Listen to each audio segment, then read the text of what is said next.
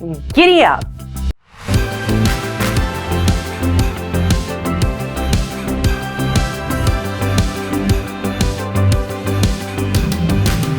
What is up, friends? It's Kim Tashima Newberry back for another video, and I am super excited for today's review. I mean, I always am, but today it might just be a tad more bit excitement in the room. I'll be talking about a shoe today, which honestly, I haven't had much luck with in the past, although I know it's been a popular one amongst a lot of you. I am talking about the one and only, the much anticipated Nike Wildhorse 6.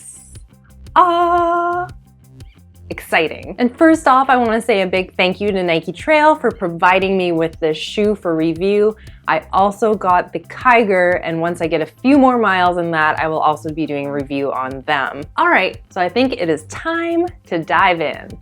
So as mentioned, I have had some previous versions of the Wildhorse. I've had the 5s, I've had the 4s, as well as another previous version, which I don't have on hand with me today. But unfortunately, these just haven't been my cup of tea. In the past, I have always gravitated towards the Kiger over the Wildhorse, feeling like the Wildhorse was too stiff, too constricting for my personal taste. So when I got the Wildhorse 6s, I was cautiously optimistic that maybe, just maybe, they would work for me. At first glance, when I pulled them out of the box, I noticed right away it looked like they had a bit of a redesign, a fresh updated outsole, possibly more cushioning, so I wasted no time at all in putting these on my feet and hitting the trails. I have nearly 150 miles in these shoes already. I took them to Orcas Island with me last week to trail camp, so I've had a lot of experience with these in muddy, technical terrain. I've also run on rocky, rooty trails locally here. Hello, segmented rock plate. And most recently, I ran my 20-mile long run this past Saturday in them, which also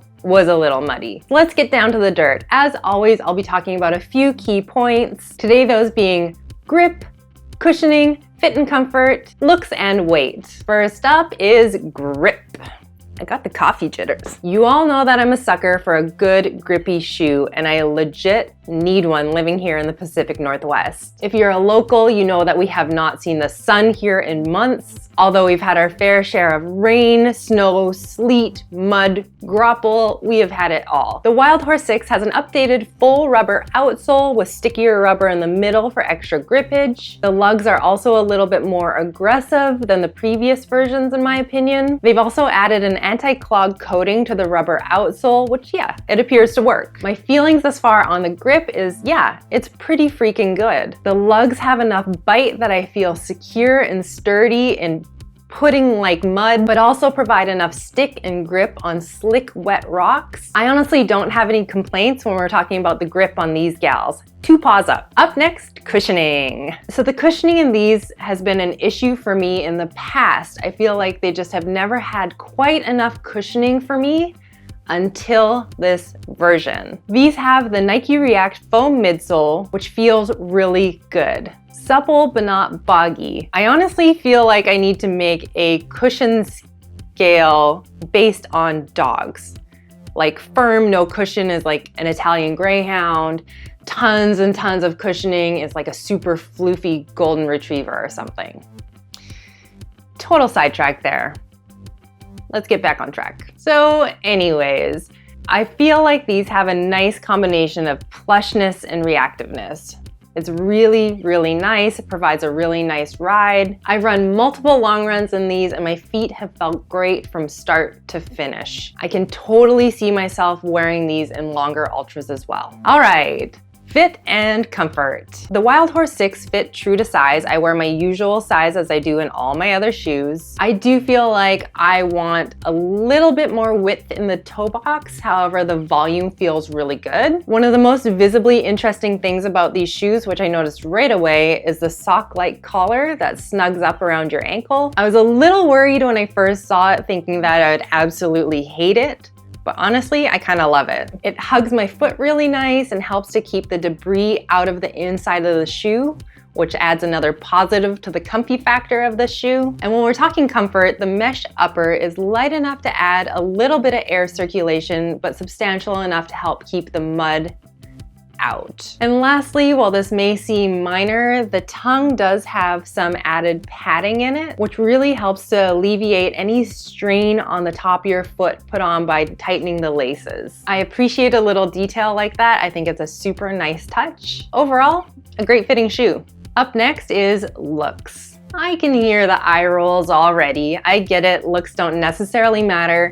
But if you've watched my videos in the past, you know looks is something that I tend to talk about, and honestly, from a confidence standpoint, I think it's kind of important. And I really think that Nike does it right. I think this is a cool looking shoe. Yes, mine are currently covered in mud, disgusting and dirty, could probably use a little washing, but I'm a huge fan of this colorway. I think it's different than a lot of other shoes on the market right now. It definitely stands out. The brightness on the heel is a really cool contrast. Overall, it looks pretty rad. My one complaint, and I'm not even sure if this falls under the looks category, but I'm gonna talk about it here, is this funky, overachieving heel wrap area. Honestly, it just reminds me of Bowser from Super Mario, and as much as I love Nintendo, I don't really want that on my shoe. And it's not that just aesthetically it looks kind of funky.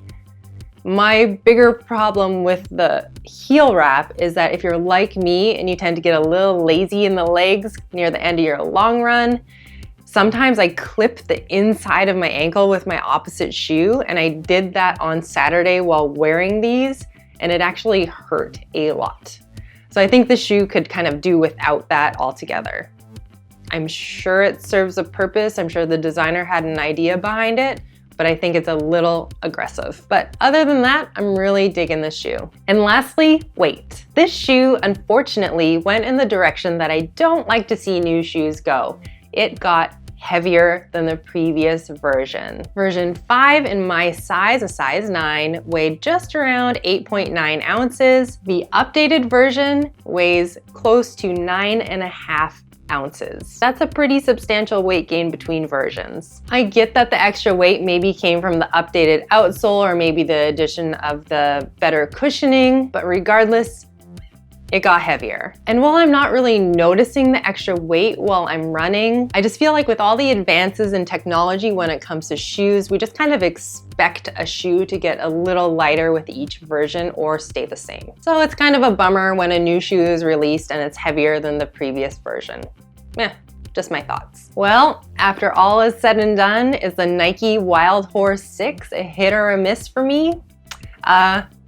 She's a solid hit. I've been reaching for the shoe more than most of my other trail shoes in recent weeks. I am loving the nice cushioned ride it's providing me for those long runs. I am enjoying my time in these shoes. They make me feel fast, they make me feel strong. I am constantly channeling my inner Sally McRae, and they haven't let me down while trudging through the muddy Pacific Northwest trails during this wet and wild winter we're having. I am a happy camper, 10 Cavalier tail wags out of 10. Clearly, I have dogs on my mind today. Anyways, I'm gonna throw this over to you guys. Have you tried the new Nike Wildhorse 6s? And if you have, are you loving the latest version glow up as much as I am? Leave me a comment below. I love, love, love to hear from you. I will do my best to comment back to each and every one of you as well. And again, a big thank you to Nike Trail for providing me with these shoes to review. If you would like more information on the Nike Wildhorse 6, or if you want to snag a pair for yourself, I will have an affiliate link down below. And don't forget, if you are a Patreon member, depending on your level, we do have discount codes available. You can find all that information on patreon.com/thegingerrunner. Thank you all for watching. Don't forget to like, subscribe, and hit that notification bell. And most importantly, wash your hands and go pet a doggy. We'll see you all next time. Goodbye.